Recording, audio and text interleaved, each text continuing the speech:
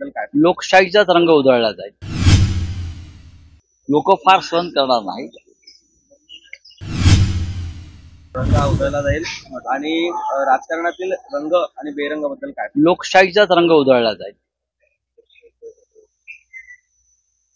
या देशामध्ये अनेकदा एकाधिकारशाही, हुकुमशाही आणण्याचा प्रयत्न झाला. अहंकार किंवा मस्तवालपणा, पण या देशातल्या लोकांनी लोकशाहीचं रक्षण केलं. आता हे प्रयत्न सुरू आहेत. त्यांच्या हातामध्ये पोलीस तपास यंत्रणा आहे. ज्या पद्धतीनं अरविंद केजरीवाल यांना अटक केली, ज्या पद्धतीनं मुख्यमंत्री हेमंत सोरेन यांना अटक केली, ज्या पद्धतीनं इतर सर्व विरोधकांवरती अटकेची टांगती तलवार आहे किंवा अटक केली, लोक फार सहन करणार नाहीत. अरविंद केजरीवाल यांना अटक करताच दिल्लीसह देशामध्ये लोक रस्त्यावरती उतरले. सरकार जरी डोळे मिटून बसला असलं तरी सरकारला माहिती आहे काय चाललंय देशात. जगातल्या ज्या भागात हुकुमशाही लादण्याचा प्रयत्न केला तेथे लोक रस्त्यावर आले आणि हुकुमशहांना एकतर लोकांनी रस्त्यावर मारलं किंवा त्यांना देश सोडून पळून जावं लागलं. आपल्या देशात सुद्धा आता ती वेळ आलेली आहे. बोलिये.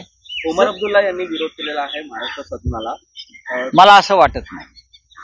ओमर अब्दुल्ला हे महाराष्ट्रात शिकलेले आहेत. जेव्हा काश्मीर खोऱ्यामध्ये दहशतवाद हा टोकाला गेला होता तेव्हा ओमर अब्दुल्ला यांच्यासह काश्मीरमधले अनेक विद्यार्थी हे महाराष्ट्रात शिकत होते. त्याच्यामुळे ओमर अब्दुल्लांनी का विरोध केलाय याविषयी स्पष्टता नाही. दुसरं असं की मुंबई पुण्यामध्ये आजही शेकडो काश्मीरी विद्यार्थी शिकतायत हे आपल्याला माहीत नसेल तरी मी सांगतो. पुण्याला सरहद नावाची एक संस्था आहे संजय नहार यांची, आणि त्यांनी ही संस्था फक्त काश्मीरी जे तरुण आहेत, मुलं आहेत, त्यांना शिक्षण मिळावं म्हणून स्थापन केली आहे. त्याच्यामुळे महाराष्ट्रामध्ये आम्ही काश्मीरी मुलांचा स्वीकार करतो. तर आपण देश विदेशातील प्रत्येक घडामोडींचे लाईव्ह अपडेट मिळवण्यासाठी आता साम टीव्हीच्या सर्व सोशल मीडिया प्लॅटफॉर्मला लाईक, फॉलो आणि सबस्क्राईब करा. तसंच सर्व नोटिफिकेशनसाठी बेल आयकॉन प्रेस करायला विसरू नका.